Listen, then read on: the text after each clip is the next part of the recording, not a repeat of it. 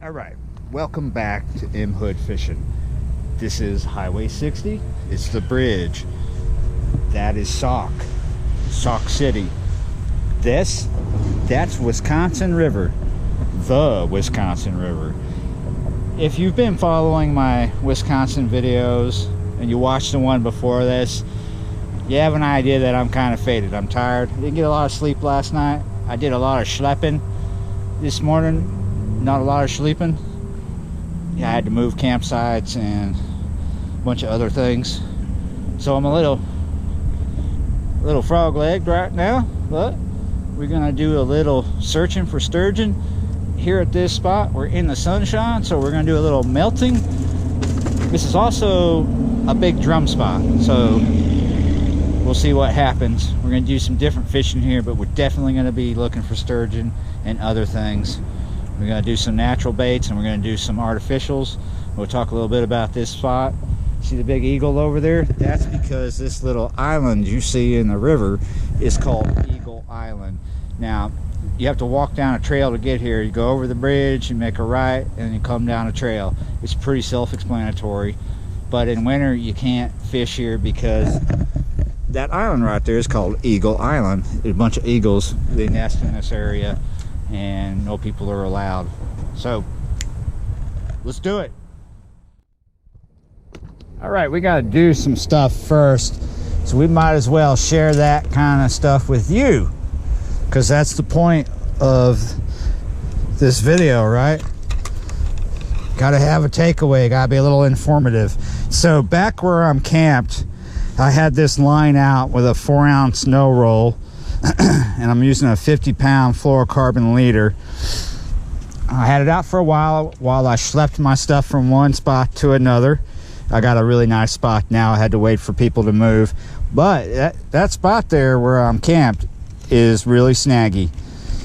So I lost my hook, and this is what I lost, and this is what we're gonna put back on. This is an OT3. These are the store brand at Academy Cat Pro hooks, at least a Pro Cat. I'm sorry, dyslexic, say things backwards, but that's basically what I'm using as an OT3 Kale. And we're gonna put this on with a cinch knot, clinch knot. There goes my dyslexia. Got frog legs and it's in my brain. Oh, my good friend Tom, he's got a fish on. How's it feel? Well, feels like a little drum. Yeah, drum. We are in a drum spot. I pick up a lot of sturgeon. It's out there? I pick up a lot of lake sturgeon out there. They're not usually more than a couple feet, but they still fight very hard. The little ones will like to jump. They like to jump out of the water too, which is kind of cool. So what, like I said, 45 feet out past, on the outside of that seam? Right there. There's a good deep run. All right, so I'm gonna load this up.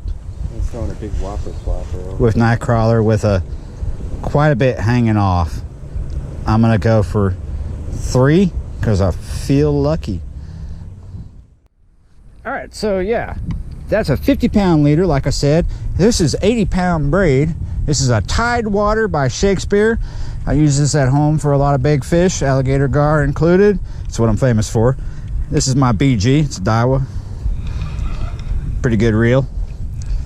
We are going to go for about a 45 to a 50 yard, a 50-foot cast. It's right outside of a seam. There's a deep run.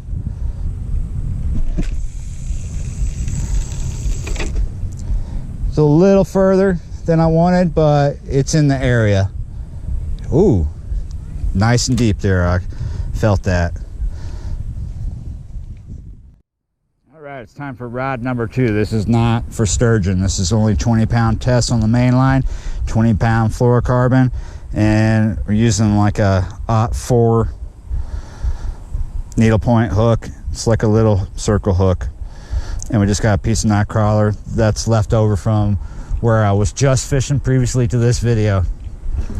We're gonna go a little further down because we're only using 2 ounces of lead And if I cast it out here, it will run right directly into my sturgeon line. So we want to go down river just a little bit, just a few feet. And we're going to do an angle cast about the same distance or so as the first cast.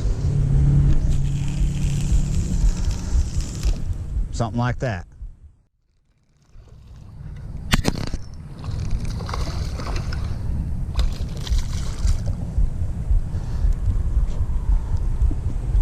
Look at this. You got bass? White bass? What is that? Largemouth. Yeah. Nice. Look at the color of this largemouth. Yeah. Are you sure that's a largemouth? Or is it? Smallmouth. It looks more like. Yeah, it's a smallmouth. It's not some kind of weird hybrid, is it? No, it's a smallie. It's definitely a strange looking smallie. But yeah, that's a smallmouth bass. Whoa. Whoa.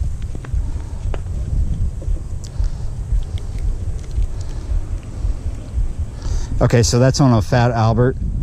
He was confusing me. He was like, a largemouth. And I was like, but look at the color. So it's pretty nice. This fat Albert's by Zoom. It's on a 1/4 ounce. Oh, it's a big old red horse. Whoa. What kind of red horse? Wow, look at that short head. Woo. That's a good one. These fish are really nice. Whoa, really soft. Woo! Feisty. Yeah. Bring that over here. Let's see that. Not a bad one. Well, you could eat that, man. Look at the size of that. It's nice. A little bit of bluegill. Let me see him again. Wow. You see that black speck right there? Yeah. On his That gill fish I plate? caught the other day had him all over his face, all over Oh, his wow. gill plate. That's weird. They were all over the place. I went to reel this up to check the bait, and I felt a little shake, a little head shake. Didn't know there was a fish here. Yeah, I do. I had no idea. I just wanted to check my bait, and look at that. Wow. Wow.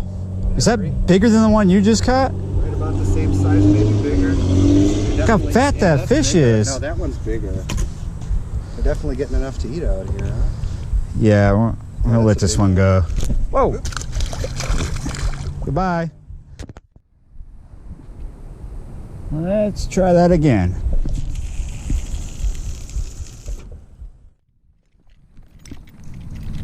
Oh, you think there's a fish here?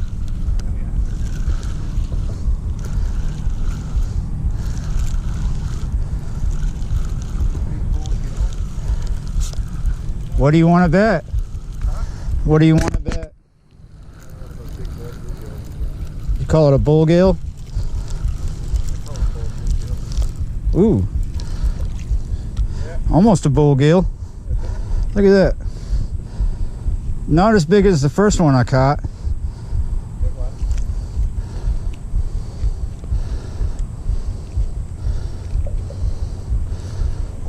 Nice, nice. Go home. Oh, that's why. My turn to catch the clamshell. Whoa, man, you got 2 of them. Double up. Lucky dog. Let's see that. Show that shit off, man. Oh, yeah. Dude, I'm sorry. Did you want to weigh that before you threw it back? We should have weighed that. Or at least maybe got a measurement. All right, I'm getting plucks again. Something's strumming my bow over here. Could be the current.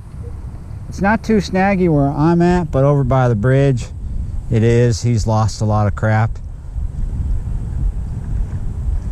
Maybe it's just the current. I'm only using 2 ounces of lead. Ooh, we'll just have to play this out. We're gonna stand here and watch. While I'm watching for that bite to accumulate, oh, look what we found. We just have been leaving it stuck there, but might as well take it because I don't have a lot of cutlery at camp. Just my usual pocket knife. Could use this for some good things later on. All right. We got another mystery fish coming in on one of Tom's worms. Oh, it's another bluegill. Bluegill. Oh, some nice bluegills out of here today. Look at that nice color on his belly. Look at this. Look at this. Pretty. All right. So here's a good point to be made. Tom just kind of said something to this effect. All right, so we're catching big bluegill off a nightcrawler, and we both have sturgeon lines out. Basically bigger hooks with more worm, and they've been out for a while. So we should pull them up, because if there's a lot of bluegill out there, these lines might be packed clean. Something to think about when you're sturgeon fishing. Check the bait. Yep. Pecked clean. Let's rebait. Whoa! What is that flopping over there? Is that a walleye? Yeah. Shouldn't you be freaking out?